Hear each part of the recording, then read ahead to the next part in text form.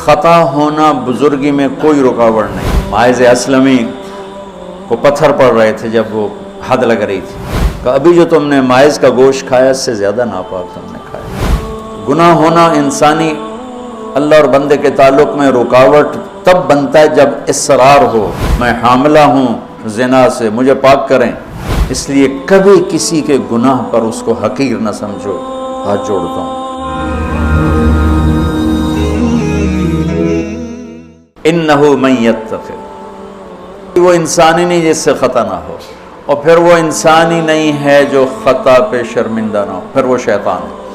خطا ہونا بزرگی میں کوئی رکاوٹ نہیں۔ صحابہ کی خطاؤں کو اللہ نے قرآن میں ذکر کیا، صحابہ سے ہر بڑے سے بڑی خطا ہوئی، اس میں ایک پیغام تھا کہ اتنے بڑے مقام والے سے بھی خطا ہو سکتی ہے اور اللہ کے تعلق میں کوئی کمی نہیں آ سکتی۔ توبہ۔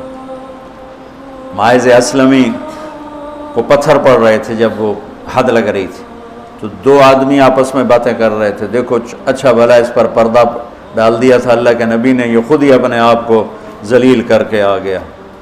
تو جب وہ ان کا انتقال ہو گیا اور وہاں سے واپس ہوئے تو راستے میں ایک گدھا مرا پڑا تھا، تو آپ نے کہا ان دو آدمیوں کو بلاؤ، وہ دونوں آ گئے۔ آپ نے فرمایا اس کا بیٹھ کے گوشت کھاؤ۔ یا رسول اللہ، یہ آپ کیا فرما رہے ہیں؟ ناپاک، حرام، مردار۔ کہ ابھی جو تم نے ماعز کا گوشت کھایا اس سے زیادہ ناپاک تم نے کھایا۔ کہ تم اس کی غیبت کر رہے ہو، اور میں محمد مصطفیٰ اللہ کی قسم کھا کے کہتا ہوں میں اسے دیکھ رہا ہوں جنت کی نہروں میں نہاتا پھر رہا ہوں۔ گناہ ہونا انسانی اللہ اور بندے کے تعلق میں رکاوٹ تب بنتا ہے جب اصرار ہو، کرتا ہی جائے کرتا ہی جائے، اس لیے کبھی کسی کے گناہ پر اس کو حقیر نہ سمجھو۔ ہاتھ جوڑتا ہوں۔ کسی کو حقیر، کسی سے نفرت نہ، اپنی نیکی کے تکبر سے بچو۔ اللہ کی قسم، نیکی کا تکبر پیسے کے تکبر سے بھی زیادہ خوفناک ہے۔ ہم ایسے، ہم ایسے، تم ایسے، تم ایسے۔ اور امرأہ غامدیہ رضی اللہ تعالیٰ عنہا سے برائی ہو گئی، حاملہ ہو گئیں، اور ان پر قربان جائیں سبحان اللہ کے نبی کے پاس آئیں، میں ماعز کی طرح نہیں ہوں کہ آپ کہیں جا تو نے کوئی نہیں کیا، میں حاملہ ہوں زنا سے، مجھے پاک کریں۔ تو آپ نے فرمایا، آپ نے اس کو ٹالنے کے لیے کہ جا پہلے بچہ پیدا کر پھر اس کے بعد دیکھا جائے گا، کہ 9 مہینے گزریں گے آپ ہی بھول جائے گی۔ وہ 9 مہینے بعد پھر آ گئی کہ مجھ سے گناہ ہوا ہے، یہ میرا بچہ پیدا ہو گیا ہے، اب مجھے پاک کریں۔ آپ حیران ہو گئے اس کے اس اندر کے بے قراری پر۔ آپ نے پھر دوسرا ہیلہ اختیار فرمایا، آپ نے فرمایا بچے کو دودھ پلا 2 سال، جب یہ روٹی کھانے کے قابل ہو جائے پھر آنا، پھر حد لگائیں گے۔ 2 سال اس نے دودھ پلایا، اور ایک دن چشم فلک نے دیکھا کہ ایک عورت بچے کو انگلی سے پکڑ کے لا رہی ہے، اور اس بچے کے دوسرے ہاتھ میں روٹی ہے اور وہ کھا رہا ہے، اور آ کر کہتی ہے یا رسول اللہ یہ روٹی کھا رہا، طہرنی، مجھے پاک کیجیے۔ میرے نبی کے بھی آنسو نکل آئے۔ تو آپ نے فرمایا اس بچے کو کون اپنا بیٹا بناتا ہے، میں ضمانت دیتا ہوں جنت میں وہ میرا ساتھی ہوگا۔ تو ایک انصاری صحابی نے اٹھ کر کہا یا رسول اللہ میں اس کو اپنا بیٹا بناتا ہوں۔ اتنی بڑی بڑی ہستیوں سے گناہ ہو جاتے ہیں، لیکن ہم کہتے ہیں یا موسیٰ یا فرعون۔ وہ جو ایک احمقانہ شعر ہے، دورنگی چھوڑ دے یا کرنگ ہو جا، سراسر موم ہو یا سنگ ہو، یا کسی بیوقوف شاعر نے یہ شعر کہا۔ تو ان پر حد لگی تو خون کا کہ چھینٹے حضرت خالد پر جا کے پڑے، تو انہوں نے کو 2-4 لفظ سخت کہہ دیا۔ آپ نے فرمایا خالد ایسا مت کہو، اس بچی نے وہ توبہ کی ہے پورے مدینے پہ تقسیم کروں سب کی بخشش ہو جائے۔ انہو من یتق، بڑے سے بڑے سے بھی ہو جاتا ہے۔ سارعوا الی مغفرۃ من ربکم وجنۃ عرضها السماوات والارض اعدت، بولو للمتقین۔ کون ہیں؟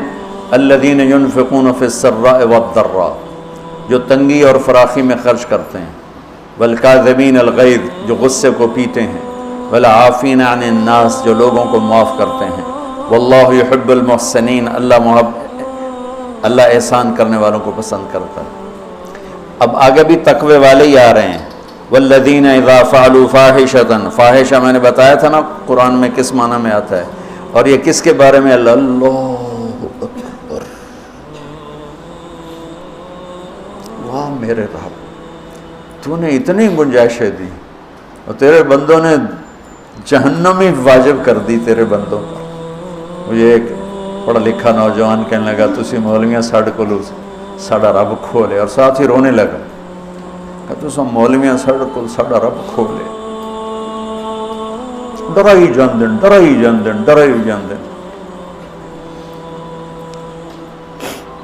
والذین اذا فعلوا فاحشۃ، یہ بھی تقوی والے ہیں، او ظلموا انفسهم، یہ بھی تقوی والے ہیں، ذکروا اللہ فاستغفروا لذنوبہم ومن یغفر الذنوب الا اللہ ولم یصروا علی ما فعلوا۔ یہاں آ کے جدا ہو گیا، متقی اور فاسق جدا ہو گیا کہ متقی بھی یہ سارے گناہ کر سکتا ہے لیکن وہ چھوڑ دیتا ہے، اصرار نہیں کرتا، روتا ہے، معافی مانگتا ہے، اور جو بدماش ہوتا ہے وہ کرتا جاتا ہے، وہ کہتا ہے ویکھی جائے گی ویکھی جائے گی۔ تو جنت میں جانے والوں کے بارے میں میرے رب کا قرآن یہ کہہ رہا ہے، ہم ایسی احمقانہ سوچ کے مالک ہیں کہ نیک آدمی تو بن جائے معصوم پاک نبیوں کی طرح، اور جو نافرمان ہے وہ فرعون بن جائے، وہ کیوں نیکی کرتا ہے؟ میرا کالج کا ساتھی تھا احمد مصطفیٰ، 96 میں فوت ہو گیا۔